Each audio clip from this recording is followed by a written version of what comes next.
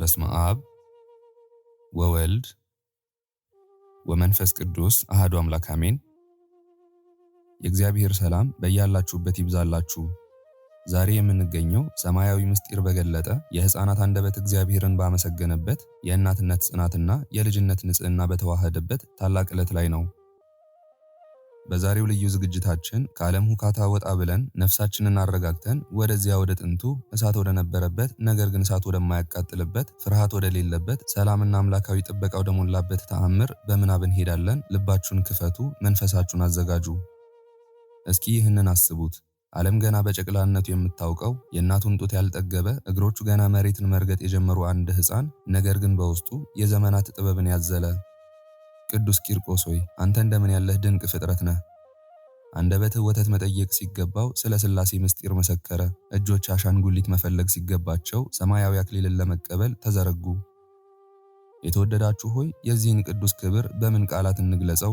የጨካኙን ንጉሥ ዲዮቅልጥያኖስን ዙፋን ያንቀጠቀጠ የጣዖታትን ከንቱነት በሕፃን አንደበቱ የገለጠ አምላኬን አልክድም በሚል ጽናት ዓለምን ያስደነቀ ሕፃን እናቱ ቅድስት ኢየሉጣስ እሷ የጽናት ተምሳሌት የእምነት አርማ ናት። ልጇ በፊቷ ሲሰቃይ የእናትነት አንጀቷ እየተላወሰ ነገር ግን ስለ ሰማያዊ ክብር ስትል እንባዋን ወደ ጸሎት ቀይራ ፍርሃቷን በድፍረት የለወጠች ድንቅ እናት። እናንተ የብርሃን ምሰሶዎች፣ እናንተ የእምነት መቅረዞች፣ እናንተ የቤተ ክርስቲያን የከበሩ ዕንቁዎች፣ ክብርና ምስጋና ለእናንተ ይሁን። ዝናችሁ ከጽርሐ አርያም በላይ የገነነ ተጋድሏችሁ ትውልድን የሚያሻግር ድልድይ ነው። የሚንቀለቀል እሳት፣ የሚንቦገቦግ ነበልባል፣ የሚንተከተክ የብረት ጋን፣ ይህ ሁሉ ለሰው ልጅ እጅግ አስፈሪ ነው። ነገር ግን ለቅዱስ ቂርቆስና ለእናቱ ኢየሉጣ ይህ እሳት እንደ ጠል ቀዘቀዘ። እንዴት ያለ ድንቅ ነው! እንዴትስ ያለ የእግዚአብሔር ጥበቃ ነው! ቅዱስ ቂርቆስ ሆይ አንተ በዚያ በሚያስፈራ እሳት መካከል ሆነ እንደ አበባ ፈካ። ነበልባሉ ፈራ፣ ሙቀቱ ሸሸ። እሳቱ ላንተ የአበባ አልጋ ሆነልህ። ይህ ነው የእግዚአብሔር ሰዎች ክብር፣ ይህ ነው የእምነት ኃይል። ዛሬም ድረስ በስማችሁ የተማጸነ ቃል ኪዳናችሁን ያመነ ከሕይወት እሳት ይድናል፣ ከመከራ ነበልባል ይወጣል። እናንተ የጭንቅ ቀን ደራሾች፣ የመከራ ጊዜ አማላጆች፣ ስማችሁ የጣፈጠ መልጃችሁ የተመረጠ ቅዱሳን ሆይ ከፍ ከፍ በሉልን። አሁንም ወደ እናንተ እንጮኻለን። ቅዱስ ቂርቆስ ሆይ፣ ቅድስት ኢየሉጣ ሆይ እኛ ልጆቻችሁ፣ እኛ ወዳጆቻችሁ በፊታችሁ ቆመናል። ዓለም በፈተና ታውካለች። የሰው ልጅ በጭንቀት ተከቧል። በሽታው፣ ሐዘኑ፣ የኑሮ ክብደት፣ የሰላም ማጣቱ አንገታችንን አስደፍቶናል። ነገር ግን የእናንተን አማላጅነት ተስፋ አድርገን መጥተናል። እንዴት ዝም ትሉናላችሁ? ያን ሁሉ መከራ የቻለ የቅዱስ ቂርቆስ አካል ዛሬ ለእኛ ፈውስ ይስጠን። ያቺ ስለ እውነት የተነጠፈች የቅድስት ኢየሉጣ እንባ ዛሬ ለእኛ የሕይወት ውሃ ትሆንልን። እባካችሁን ተማጸኑልን። ከልጅነት እስከ እውቀት በበሽታ አልጋ ላይ ለተኛው፣ በሐሳብ ለተጨነቀው፣ በብቸኝነት ለሚሰቃየው፣ ሰላም ላጣው ሕዝባችን ሰላምን ለምኑልን። የኔን ስም የጠራ መታሰቢያዬን ያደረገ በስሜ ቀዝቃዛ ውሃ ያጠጣ ዋጋው አይጠፋበትም የተባለለትን ቃል ኪዳን አስቡልን። ዛሬ በቤታችሁ ተገኝተን ስማችሁን እየጠራን እንባችንን እያዘራን ነውና እባካችሁ እንባችንን አብሱልን። ደጅ ጠንተን አንቀርም፣ ተማጽነንም አናጣም። የተወደዳችሁ ውድ ኦርቶዶክሳውያን የቅዱስ ቂርቆስና የቅድስት ኢየሉጣ በረከት በቤታችሁ ይግባ። በዚህ ሰዓት በዛሬዋ ዕለት ጭንቀታችሁን ጣል አድርጉና በዚህ በተቀደሰ መንፈስ ውስጥ ረፉ። አሁን ወደ ዋናው የጸሎትና የንባብ ክፍል ልንገባ ነው።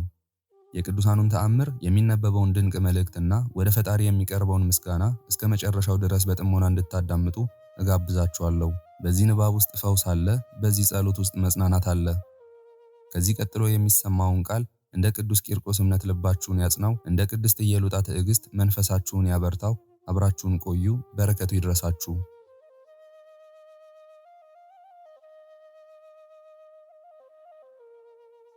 በስመ አብ ወወልድ ወመንፈስ ቅዱስ አሐዱ አምላክ አሜን። ቅዱስ ቂርቆስ ወኢየሉጣ የገድል መጽሐፍ ምዕራፍ 3። ገዢውም የተወዳጁን ሕፃን ትዕግስት አደነቀ። ከነገሩ ጣፋጭነት ከአንደበቱ ምርቱዕነት የተነሳ ተገረመ። ስልጣን እንዳለው ሰው ያስተምረውና ይገስጸው ነበርና መናገር እንደማይችል እንደ ታናሽ ብላቴናም አይደለም። ቅድስት ኢየሉጣንም ወደ ፍርድ አደባባይ ያመጧት ዘንድ ወታደሮቹን አዘዘና መጧት። ሕፃኑን ግን አራቁት።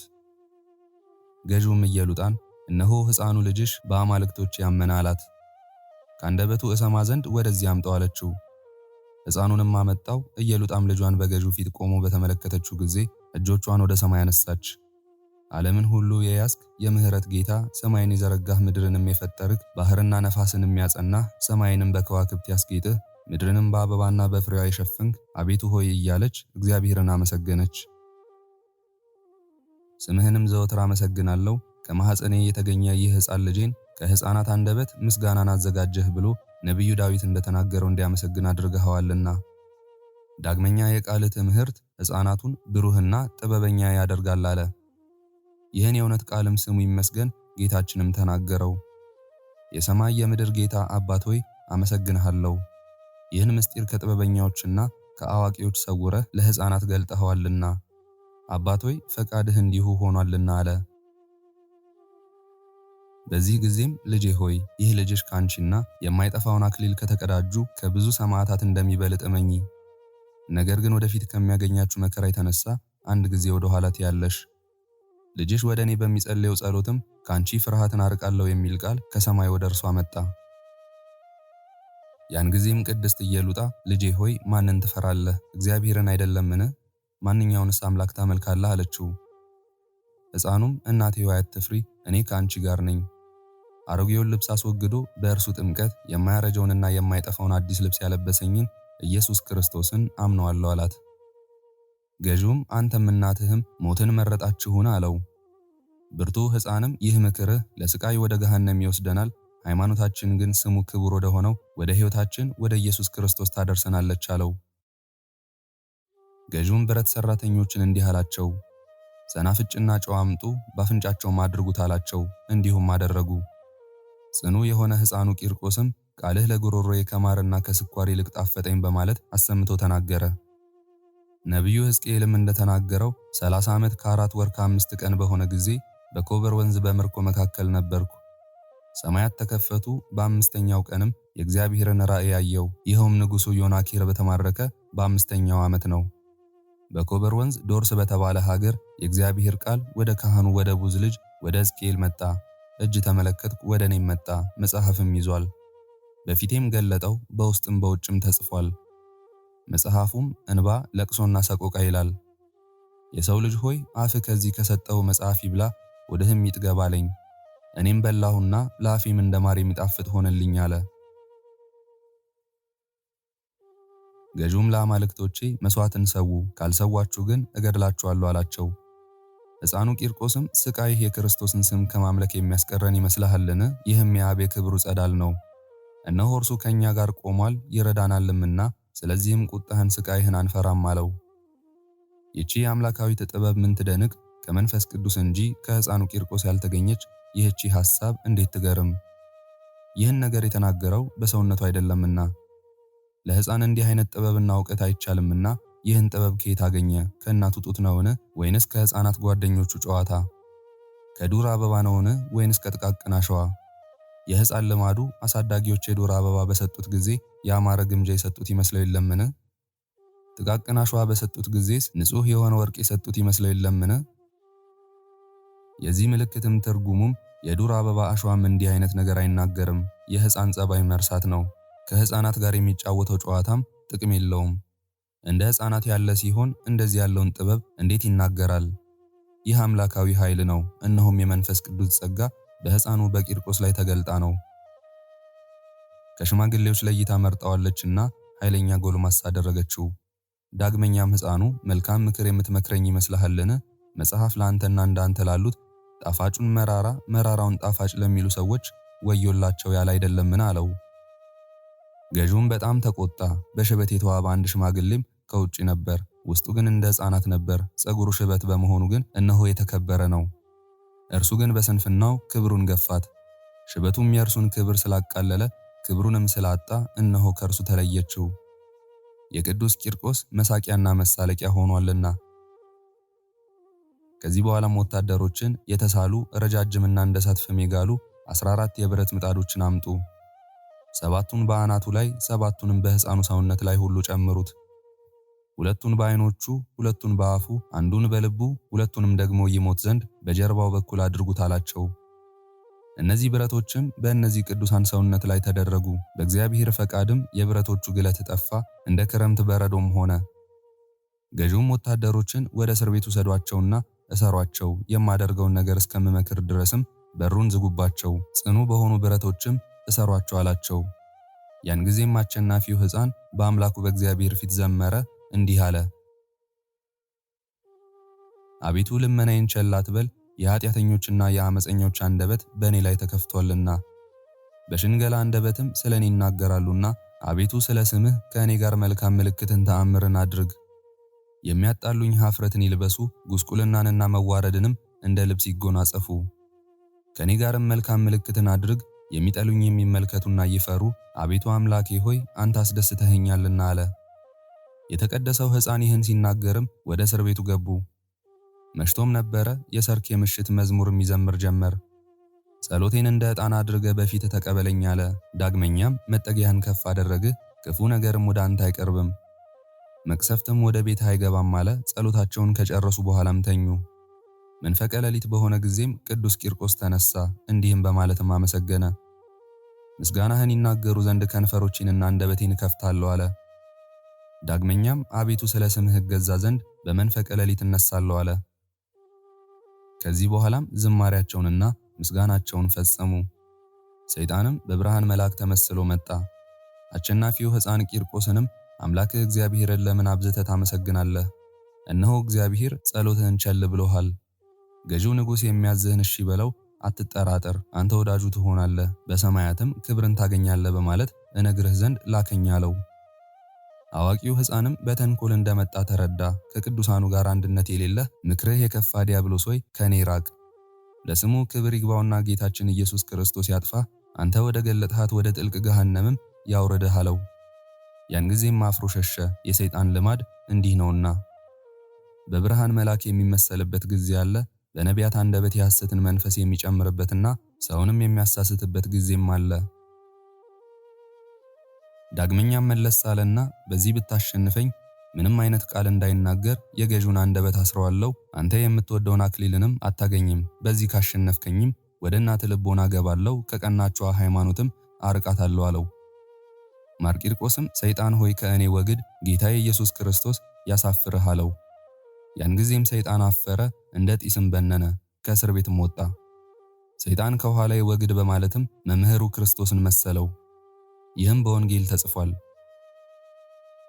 ከዚህ በኋላ ጌታ ኢየሱስን መንፈስ ወደ ገዳም ወሰደው። ከዲያብሎስ ይፈተን ዘንድ 40 ቀንና 40 ሌሊት ጾመ፣ ተራበም። የሚፈትነውም ቀረበና አንተ የእግዚአብሔር ልጅ ከሆንክ እነዚህን ድንጋዮች ዳቦ እንዲሆኑ እዘዝ አለው። ጌታ ኢየሱስ ክርስቶስም ሰው ከእግዚአብሔር በሚወጣው ቃል ሁሉ ነው እንጂ በምግብ ብቻ አይኖርም ተብሎ ተጽፏል በማለት መለሰለት። ከዚህ በኋላም ዲያብሎስ ወደ ቅድስት ሀገር ወሰደው፣ በቤተ መቅደሱ ጫፍ ላይ አቆመው። አንተ የእግዚአብሔር ልጅ ከሆንክ ወደ ታች ዝለል፣ በመንገድህ ሁሉ ይጠብቅ ዘንድ እግርህ በድንጋይ እንዳይደናቀፍ በእጆቻቸው ይደግፉ ዘንድ መላእክቱን ስለ አንተ ይልካል የሚል ጽሑፍ አለና አለው። ዳግመኛም ጌታ ኢየሱስ ክርስቶስ አምላክህ እግዚአብሔርን አትፈታተነው ተብሎ ተጽፏል በማለት መለሰ። ዳግመኛም ዲያብሎስ ፈጽሞ ረጅም ወደሆነ ተራራ ወሰደው፣ የዓለምን ሁሉ ንብረትና ክብር አሳየው። ሰግደህ እጅ ብትነሳኝ ይህን ሁሉ ሰጥሃለሁ አለው። ያን ጊዜም ጌታችን ኢየሱስ ክርስቶስ ሰይጣን ሆይ ከኋላዬ ወግድ፣ ለአምላክህ ለእግዚአብሔር ትሰግድ ዘንድ እርሱን ብቻም ታመልክ ዘንድ ተጽፏልና አለው። ከዚህ በኋላም ዲያብሎስ ተወው፣ መላእክትም እነሆ ያገለግሉት ዘንድ መጡ።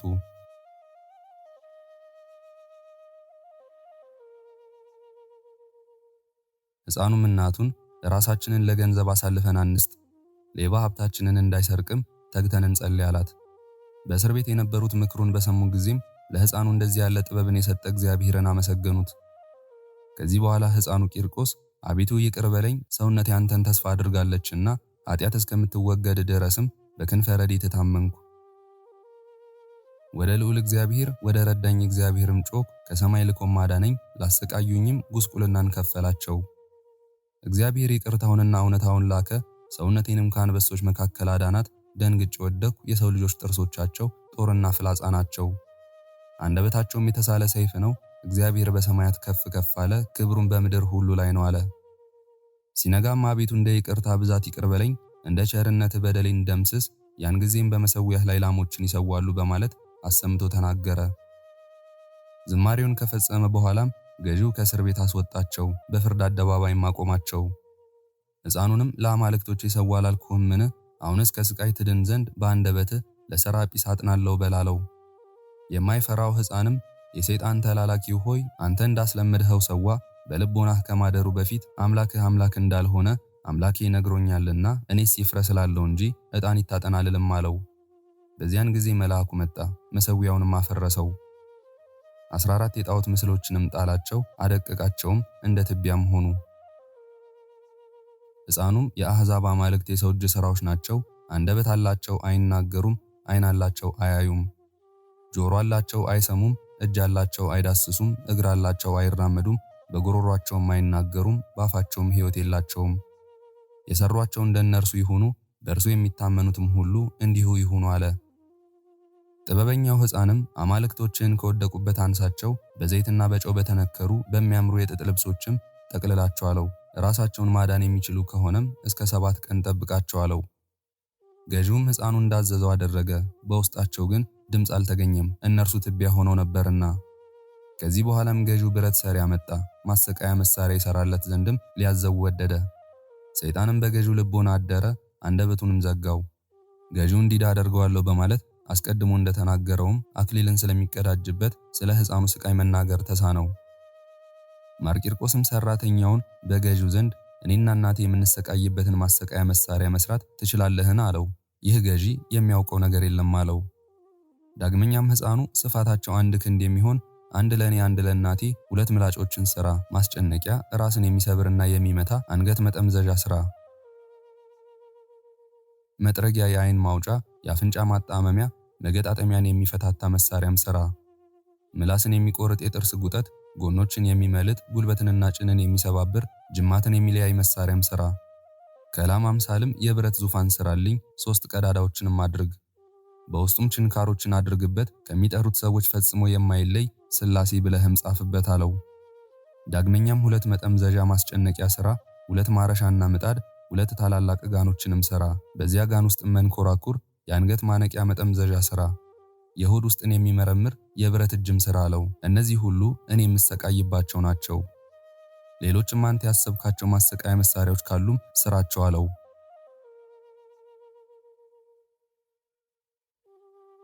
ያን ጊዜም ጥበበኛው ደነገጠ። ለገዢውም ከሽማግሌዎችም ቢሆን እንደዚህ ያለ ጥበብ አልሰማሁም። ነገር ግን እነዚህን የማሰቃያ መሳሪያዎችን የሚሰሩ 100 ሰዎችን አምጣ፣ እኔ አልችልም፣ ስራውን አላውቀውም አለው። 100 ጥበበኛዎችንም አመጣለት፣ ስራውንም አገዙት፣ በ40 ቀናትም ፈጸሙት። ብርቱ ሕፃንም እስከ 40 ቀን ጸሎትን አላቋረጠም ነበር። በእስር ቤት ላሉት ባስተማራቸው ጊዜም ከዚህ ስቃይ በሚያድናቸው በሕያው እግዚአብሔር እመኑ፣ ከእርሱም ጋር በእስር ቤት የነበሩትም 430 ነበሩ። የሕፃኑን ታናሽነትና የትዕግስቱን ብዛት በተመለከቱ ጊዜም አደነቁ። በእግዚአብሔር ያላቸውን ሃይማኖትም ጨመሩ። ድንቅን የምታደርግ አቤቱ ሆይ በእውነትም አንተ ምስጉን ነህ፣ ለአገልጋዮችም ዘወትር ረዳት ትሆናቸዋለህ። አቤቱ ሆይ እኛም ሁላችንም አመንብህ። ዓለምን ያስክ አቤቱ አምላካችን ሆይ ከእጅህ በረከትን ወስድ ዘንድ ስጠን። ኃጢአታችንን እናምናለን፣ አንተ ግን አታስብብን። እውነተኛ አምላካችን እግዚአብሔር ሆይ በአንተ አምነናል አሉ። ብፁዕ ቂርቆስ ይህን በሰማ ጊዜም ለእርሱ በተሰጠው ጸጋ በረታ። ከእርሱ ጋር የነበሩትን በረቱ። ከ40 ቀን በኋላም የማሰቃያ መሳሪያውን ወደ ገዢው ፊት አመጡት። ገዢውም ሕፃኑን በእኔ ዘንድ የምታደርገው ይህ ነገር ጨዋታ አይምሰልህ። እነሆ ሁሉም የማሰቃያ መሳሪያ ፍጹም ነው፣ እነሆም በፊትህ ተዘጋጅቷል አለው። የተቀደሰው ሕፃንም መለሰና የማታፍር ኃጢአተኛና በደለኛ ሰው ሆይ እኔ ባዘዝኩት ማሰቃያ መሳሪያ ታስፈራራኛለህን? አለው። ገዢውም እየተዘባበተ ይህን ይሰሩ ዘንድ የጥበብ ሰዎችን ያዘዝካቸው በጥንቁልናህ ነውን? ወይንስ በኢየሱስ ክርስቶስ ስም የምታሸንፈኝ ይመስልሃል? አለው። የተቀደሰው ሕፃንም እውነትህን ነው፣ ይህ ማሰቃያ መሳሪያ ምንድን ነው? አንተ ጎስቋላ ሰይጣን አይደለህምን? ማስፈራራትህ እነሆ አላስደነገጠኝም፣ ዘውትር የሚረዳኝ ኢየሱስ ክርስቶስ አለልኝና አለው። ገዢውም ውሰዷቸውና የእሳት ፍም ከራሳቸው ጨምሩ ብሎ አዘዘ። ይህንን ባደረጉ ጊዜም የእሳቱ ፍም ጠፋ፣ እንደሚያንጸባርቅም አክሊልም ሆነላቸው። ያን ጊዜም የእስር ቤቱን እንዲከፍቱ ታዘዘ። እነዚህ 430 ሰዎችም መጡ፣ ወደ ስቃዩ ቦታም በአንድነት ሮጡ። ሁሉም ገዢውን በአንድ ድምፅ እኛ የክርስቶስ አገልጋዮች ነን አሉት። ገዢውም የምታምኑት ምን አይታችሁ ነው አላቸው። እነርሱም የማታስታውስ ሰነፍ ሰው ሆይ ስሙ ይመስገን ክርስቶስ ለኛ ያዘጋጀልንን አክሊል አትመለከትምን? ስለ እነዚህ አክሊሎችም እኛ 25 ጸሎቶችን እንጸልያለን አሉት። ከዚህ በኋላም ገዢው ከከተማው ውጭ እንዲያወጧቸውና አንገታቸውን እንዲቆርጧቸው አዘዘ። በሚቆርጧቸው ጊዜም ፊታቸውን በመስቀል ምልክት አማተቡ። ጥር 14 ቀንም በሰይፍ ሰማዕትነትን ተቀበሉ። ገዢውም ሕፃኑን ተቆጣ። ወንበር እንዲያመጡና መወጠሪያ እንዲወጥሩ ከትከሻው እስከ ተረከዙ ድረስም እንዲተክሉ ታዘዘ። እነርሱም ወጠሩት። ዳግመኛ በግራ ትከሻው ሌላ መወጠሪያ እንዲወጥሩ አዘዘ። ከራሱ እስከ እጆቹም 3 መወጠሪያዎችን እንዲሰሩና በወንበሩ ስራ አድርገው እንዲገርፉ ታዘዘ። ገዢውም እውነተኛ አምላክ ካለ ከእጄ ያድንህ አለው። ያን ጊዜም መልአክ ከሰማይ መጣ። ችንካሮችንም ከሕፃኑ ነቅሎ ከገዢው ሰውነት ውስጥ አደረጋቸው። ገዢውም ደነገጠ። አንተ ሕፃን ሆይ አምላክ ከአንተ ጋር እንዳለ አወቅሁ። በአምላክ ቸርነትም ዛሬ ተፈወስኩ አለው። የተቀደሰው ሕፃንም እንደማታምን አውቃለሁ፣ ነገር ግን ስለሚያምኑት ሰዎች በአምላኬ ስም ዛሬ ፈውስሃለሁ አለው። ከዚህ በኋላም ሕፃኑ እጁን ዘረጋና ችንካሮችን ነቀለለትና አዳነው። ያን ጊዜም ገዢው ፈራ። ዓለም የተስማማባችሁ እኔም የተፈወስኩባችሁ እናንተ አልፋ ሰራኤል፣ አጵሎን፣ አቴናና አራያ ሆይ የተመሰገናችሁ ናችሁ አለ። የተቀደሰው ሕፃንም ዛሬስ አሸነፍከኝ፣ ዳግመኛስ ወደ እኔ ትመጣለህን አለው። ገዢውም የማሰቃያ መሳሪያዎችን ሁሉ አምጡልኝ፣ ከሰውነታቸውም ጨምሩ፣ እነሆ አምላካቸው ይዘባበትብኛልና ከዚህ ስቃይ ግን ያድናቸው ዘንድ አይቻለውም አለ። ወታደሮችም የማሰቃያ መሳሪያዎችን ሁሉ አመጡ። ይጨነቁ ዘንድም ከራሳቸው እስከ እግር ጥፍራቸው ድረስ በሰውነታቸው ጨመሩ። ነገር ግን የማሰቃያ መሳሪያዎቹ ሊያስጨንቋቸው አልቻሉም። ገዢውም ከጠዋት ጀምሮ እስከ 6 ሰዓት ድረስ የማሰቃያ መሳሪያዎች ሁሉ ማሰቃየት እንዳልቻሉ በተመለከተ ጊዜ ተነሳ። ከአገልጋዩም መጣያና የአንገት መጠምዘዣ ያዘ። ሕፃኑንም ወግሮ ይገድለው ዘንድ ወደደ። ከላይ ይዞ ሲወርድም ከእጁ ወደቀ። አፍንጫውን እስከሚያመው ድረስም ፊቱን ክፉኛ መታው። ያን ጊዜም የተቀደሰው ሕፃን ሳቀ፣ እንዲህም አለ፣ የሚያሰቃዩኝ እነዚህ ጠላቶቼ ደክመው ወደቁ፣ ሰይፋቸው ወደ ልባቸው ይመለስ፣ ጦራቸው ይሰባበር በማለት የተናገረው ዳዊት በእውነትም አልዋሸም አለው። የእግዚአብሔር ጸጋም ቅዱስ ቂርቆስን ጠበቀችው። የገዢው ቁጣም ወደ ራሱ ተመለሰች። ከዚህ በኋላም ገዢው ይህንን ሕፃን ጥንቁልናው እንደጠቀመው በአምላኬ እምላለሁ አለ። ቅዱስ ቂርቆስም እኔስ በአምላክነት በመንግስት አንድ በሚሆኑ በአብ በወልድና በመንፈስ ቅዱስ አምናለሁ አለ። በአምላኬ ኃይልም በአንተ ላይ ያደረ ሰይጣን ይሸነፋል አለው። ገዢውም ወታደሮቹን መጠምዘዣና ማሰቃያ መሳሪያ አምጡ፣ በሰውነታቸውም አድርጉት፣ በጣምም ማሰቃያቸው አላቸው። ያን ጊዜም ማር ቂርቆስ የኃያላን ጌታ ሆይ በመጀመሪያም ተጋድሎውን በፈቃዴ መፈጸም ይቻለኛል በማለት አልጀመርኩትም። በእኔ ኃይልም ለአንድ ሰዓት እንኳን መከራውን አልታገስኩም። ነገር ግን ቸርነት ትዕግስትን ሰጠችኝ። አቤቱ ሆይ ዛሬም ሰይጣንን ድል አደርገው ዘንድ በፊትህም ምሕረትን አገኝ ዘንድ ኃይልን ስጠኝ አለ። ምስጋና ይግባውና ጌታችን መድኃኒታችን ኢየሱስ ክርስቶስም ዋጋህን አሳይ ዘንድ ና፣ ከዚህ በኋላም ሄደ ገዢውን ታሳፍረዋለህ አለው። ከዚህ በኋላም ወደ እስር ቤት ጨመሯቸው። አንድ ጊዜም ገዘገዟቸው፣ በሁለተኛውም ስጋቸውን ቆራረጧቸው። ማር ቂርቆስ ገዢውን አማልክቶችን በዘይትና በጨው ጠቅልላቸው እንዳለውም በዘይትና በጨው ነክረው በቆዳ ጠቀለሏቸው። ከዚህ በኋላም ስጋቸውን እንደ አመድ በተኗቸው። ገዢውም በ100 ብረት ሰራተኞች ላይ የተሾመውን የብረት ባለሙያ ዲሚጥሮስን በብዙ ድካም ሕፃኑን አሸነፍኩት አለው። ዲሚጥሮስም አማልክቶችን ስለወደድሃቸው ይህን ሁሉ አደረግክ አለው። ያን ጊዜም ለአንቤጌናዊ አውሴብስ ከ10,000 ሰዎች ጋር ቅጣት ነበረበት። የተከተሏቸውም 500 ሰዎች ነበሩ። እስክንድሮስም ፈረደባቸው። ከዚህ በኋላም ጌታችን ኢየሱስ ክርስቶስ መንግሥተ ሰማያትን አሳያቸው። ያሳየውን መንግሥቱን እንደሚያወርሰውም ለማር ቂርቆስ ቃል ኪዳን ሰጠው፣ አስነሳውም። ከዚህ በኋላም ወደ ብረቱ ጋን ወረደ፣ የቅዱሳንንም ሥጋም ዳሰሰ፣ የኃይልን መንፈስም በእርሱ ላይ እፍ አለ። ወደ ፍርዱ ቦታ ሂዱ፣ ገዢውንም አሳፍሩት አላቸው። እነርሱም እንዳዘዛቸው ሄዱ፣ የቅዱሳንን ማኅበርም አገኙ። ቅድስት ኢየሉጣም በዚያ በነበሩ በ11,004 ሰዎች መካከል ማለፍ ተሳናት። ያን ጊዜ ሕፃኑ ቅዱስ ቂርቆስ እናቴ ሆይ ወደ መሬት አውርጅኝ አላት። ከመሬትም ቆመ። ከዚህ በኋላም ተበተኑ። ሕፃኑም እናቱን ይዟት ወደ ገዢው ገባና እኛ እነማን እንደሆንን ታውቃለህ አለው። ገዢውም ፈራ፣ እኔ አላውቃችሁም አለው። ይህን ማለቱም ሌሎች እንዳያምኑ ነው። ያን ጊዜም የተባረከው ሕፃን የሰይጣን ልጁ ክፋትንና ተንኮልን የተሞላ ሆይ ሌሎቹ እንዳያምኑ አላውቃችሁም ትለናለህን? እኛ አንተ ያሰቃየህን አይደለንምን? ሥጋችንን ቆራርጠህ በብረት ድስት አደረግከው። ለስሙ ምስጋና ይግባውና ጌታችን ኢየሱስ ክርስቶስ ግን እነሆ አስነሳን አለው። ያን ጊዜም 11400 ሰዎች አሰምተው ተናገሩ፣ ከሞት ካስነሳቸው ከዚህ ሕፃንና ከእናቱ ከኢየሉጣ አምላክ በስተቀር ሌላ አምላክ በእውነት የለም፣ አንድ እግዚአብሔር ነው አሉ። ገዢውም አትታወኩ፣ ይህ የተደረገው ምትሃት አይደለምን? ምትሃት ከሆነስ እነሆ ምልክት እንዲያደርጉ ጠይቃቸዋለሁ።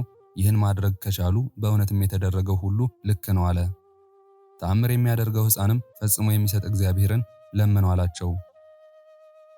ገዢውም በእውነትም ከሙታን ተነስታችሁ ከሆነ ጫማዬ ይውጣና እንደ ቀድሞ ሕይወት ያለው ይሁን አለ። አስደናቂው ሕፃንም ጸለየ። አቤቱ ሆይ አንተ ሰማይና ምድርን ፈጠርህ፣ ሰውንም በጥበብ ፈጠርክ፣ የሕይወትን እስትንፋስም ሰጠኸው። እግዚአብሔር ሆይ ዛሬም ስውር አምላክ አንተ እግዚአብሔር ብቻ እንደሆንክ ይረዱ ዘንድ የሥራህን ጥበብ የሚያውቁ ዘንድ ይህ የሰውን ደም የሚጠጣ ገዢ የተመኘውን አድርግ አለው። መሠረቱን ሳያስቀድም ቤቱን የሚሠራ ማን ነው? አንተ ግን እንዲህ አይደለህም። ሰማይን አስቀድመህ አልፈጠርህም፣ በደቃቅ አሸዋ ምድርን መፍጠርን አላስከተልክም አለ። ከዚህ በኋላም የገዢው ጫማ ከእግሩ ወለቀ፣ ታላቅ በሬም ሆነ። ከበሬው አንገትም ፍየል ወጣ። ይህን በተመለከቱ ጊዜ 11004 ሰዎች አሰምተው ተናገሩ። አቤቱ አምላካችን ሆይ ታጋሽና እውነተኛ ነህ፣ መንገድህም ሁሉ ቅን ነው አሉ። ገዢውም አትታወኩ፣ ይህን ሁሉ ነገር በጥንቁልናው አድርጎታልና አላቸው። አንቤጌናዊ ቅዱስ ቂርቆስም በሬውና ፍየሉ ይበሉ ዘንድ ሳር ስጧቸው አለ። በሰጧቸውም ጊዜ በሉ። ገዢውም ያርዷቸውና 11004 ሰዎችን ይመግቧቸው ዘንድ አዘዘ። ከጠገቡና ሌላ ምግብ ካልፈለጉ የተደረገው ነገር እውነት ነው አላቸው። ከዚህ በኋላም ምግቡ ተዘጋጀ። 11004 ሰዎችም ተቀመጡና በልተው ጠገቡ። ከፍየሉ ሥጋ 6 ቅርጫት ከበሬው ሥጋም 4 ቅርጫትን አተረፉ። እግዚአብሔር ትንሹን ማብዛት ብዙውንም ማሳነስ እንደሚቻለው ሰዎች ይረዱ ዘንድ። ገዢውም የተረፈውን ሥጋ በተመለከተ ጊዜ አገልጋዮቹን ሌሎቹ አይተው እንዳያምኑ ይህን ሥጋ ከባህር ጣሉት አላቸው። ለስሙ ምስጋና ይግባውና የአንድ የክርስቶስን ተግባር ያደረገ የማር ቂርቆስን ተአምር እናድንቅ። የዚህን ተግባር ምልክትም ቅዱስ ወንጌል ይናገራል፣ እንዲህም ይለናል።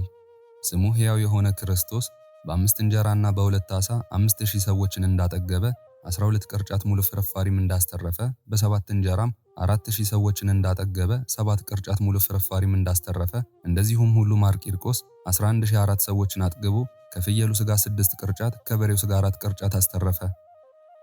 ከዚህ በኋላም ገዢው መድኃኒተኛ ሰው ጥራና እኔ እሱን መቃወምና ነገሩንም መስማት አልቻልኩምና የዚህን ሕፃን ምላስ ቁረጥ አለው። ምላሱንም ቆረጠው። ሕፃኑ ግን ገዢውን ለአንተ ምላሴን የቆረጡት ይመስልሃል? እኔ ግን አንተና አባትህ ሰይጣን በስህተታችሁ ውሃ ልታጠፉት የማትችሉት ከመንፈስ ቅዱስ የእሳት ምላስ አንደበት ተቀብያለሁ አለው። ገዢውም በመድኃኒተኛው ሰው ላይ ተቆጣና ለምን ምላሱን ከስሩ አልቆረጥከውም? ጥበብህን ሁሉ ተጠቅመህ ለምን ስሩን አልነቀልከውም አለው። መድኃኒተኛውም ገዢውን ጌታዬ ሆይ ሁሉም ምላሱ እነሆ በእጅ አለ፣ አንተም በዓይኖች ተመልከት።